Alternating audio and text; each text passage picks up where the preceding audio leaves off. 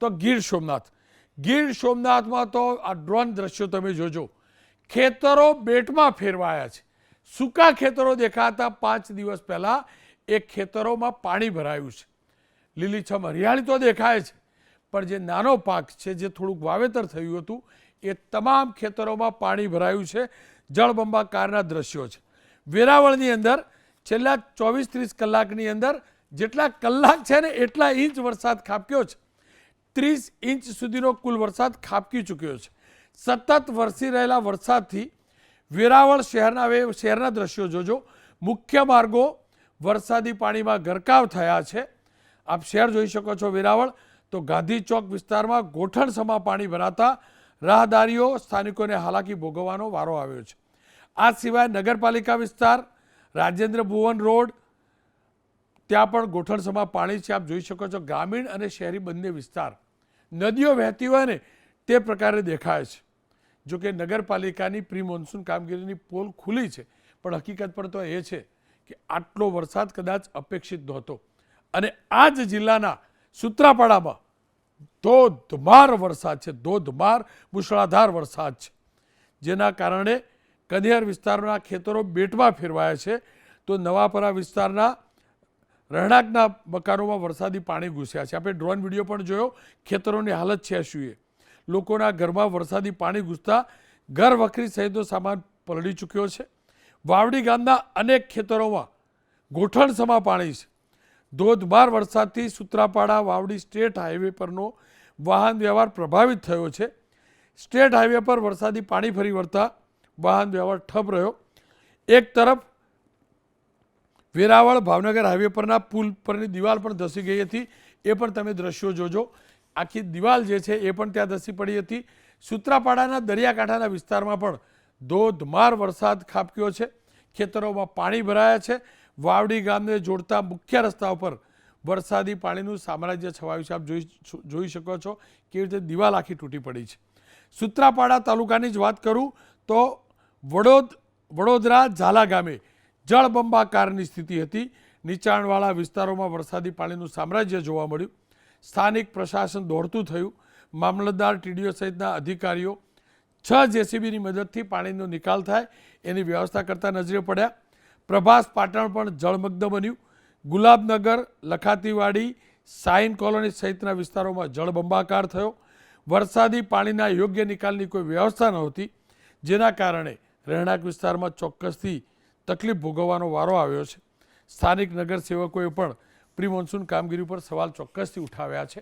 વરસાદ કાચું સોનું છે એ હકીકત છે, પણ અહીંયા આકાશ ફાટ્યું છે, આભ ફાટ્યું છે, અને ખેડૂત જેની રાહ જોતો હતો એ વરસાદ વરસ્યો છે.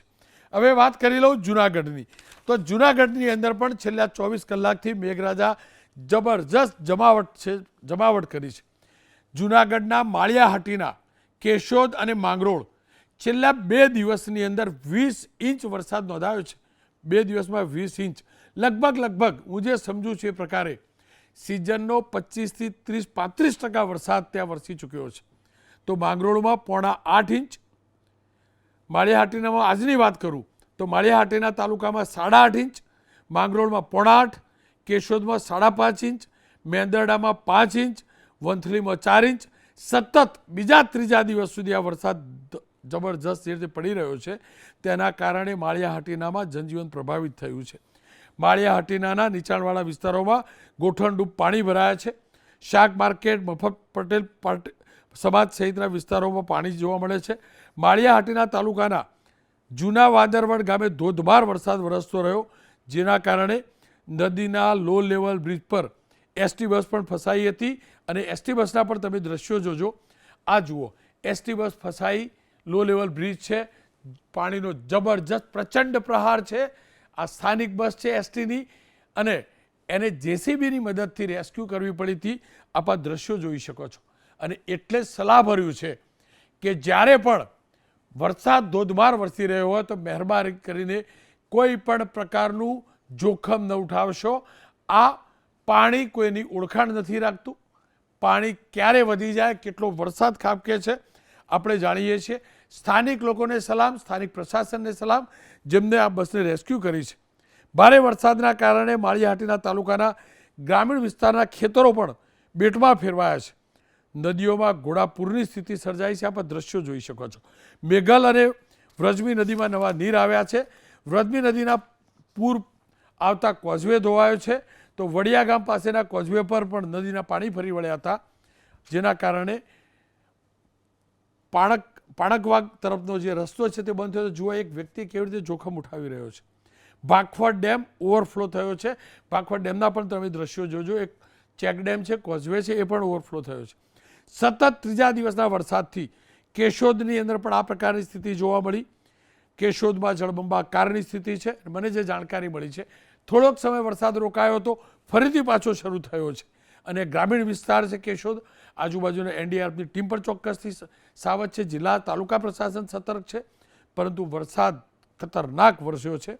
ખેતરોમાં વરસાદી પાણી એટલું ભરાયું છે કે જેમને આગોતરું વાવેતર કર્યું છે તેમને ચોક્કસથી નુકસાન થશે.